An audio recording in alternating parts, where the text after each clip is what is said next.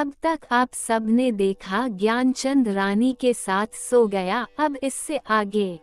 फिर सुबह रानी के साथ सोया हुआ सबने देखा।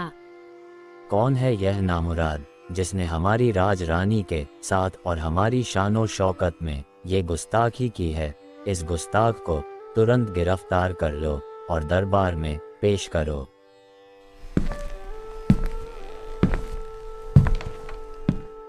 माफी महाराज, माफी महाराज, मुझे खुद नहीं पता कि मैं आपके राज्य में कैसे आया। मैं कैसे आया मैं खुद नहीं जानता। और राज्य में तो छोड़ दीजिए, आपके कक्ष में मैं कैसे आया मैं खुद नहीं जानता। तुम झूठ बोल रहे हो, सच सच बताओ, तुम कोई जासूस तो नहीं हो? महाराज मैं सच कह रहा हूँ, मैं कोई जासूस नहीं। राजा तो पहले ही क्रोधित था और ज्ञानचंद की बातें सुनकर और क्रोधित हो गया। तुम्हारा अपराध अक्षम्य है, सैनिकों इस दुष्ट को फांसी पर चढ़ा दिया जाए।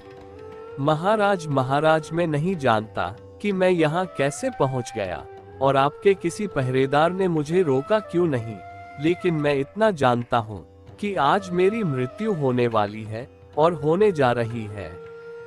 तुम्हें कैसे पता कि आज तुम्हारी मृत्यु होनी थी? क्या कहना चाहते हो तुम?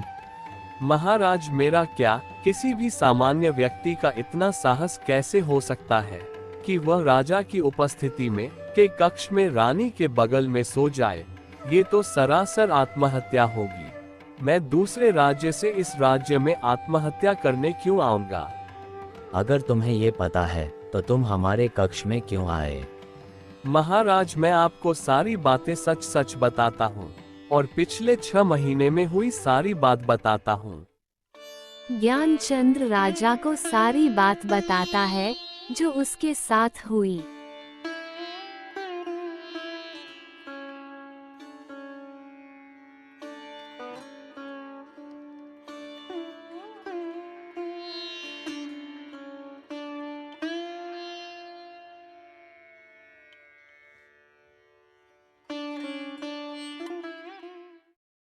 तुम अपनी मृत्यु से बचने के लिए महाकाल और अपनी मृत्यु की भविष्यवाणी का बहाना बना रहे हो। नहीं महाराज, अगर आपको ऐसा लगता है तो आप पड़ोसी राज्य के राजा से पता करवा सकते हैं।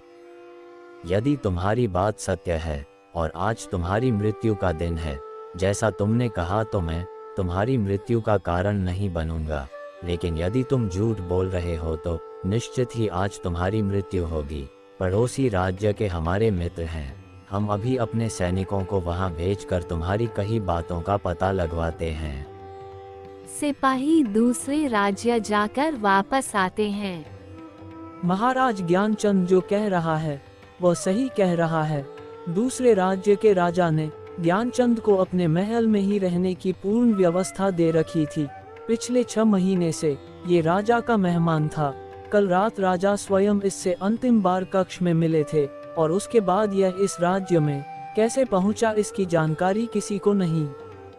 इसके अनुसार ज्ञानचंद को फांसी की सजा देना उचित नहीं है, लेकिन अब समस्या यह है कि अगर इसे फांसी नहीं दी जाएगी तो ये राज्य के नियमों के विरुद्ध होगा, और अगर इसे फांसी दी जाएगी तो यह इसके साथ अन्याय होगा।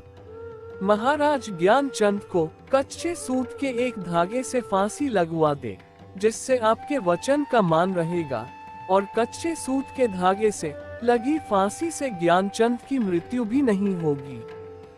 हमें उनकी सलाह सही लग रही है।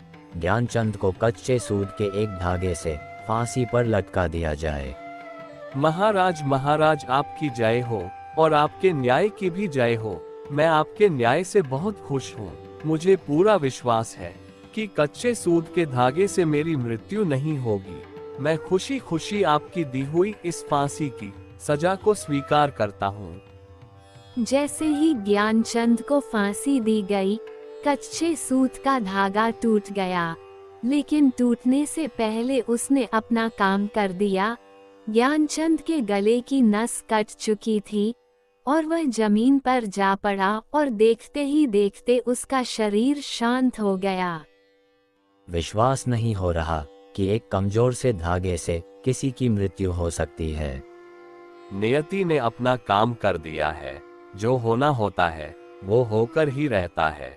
हम चाहे जितनी भी सावधानी कर ले, समझे चाहे इंसान जितने उपाय कर ले, हर घटना और उस घटना का सारा ताना बाना पहले से निश्चित है, जिससे हम रत्ती भर भी इधर उधर नहीं कर सकते।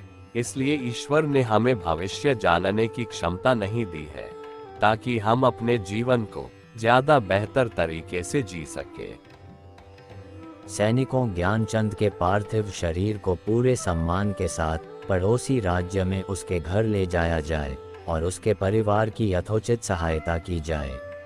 उसके बाद ज्ञानचंद की पत्नी ने ज्ञानचंद का दाह संस्कार पूरे विधि विधान से किया।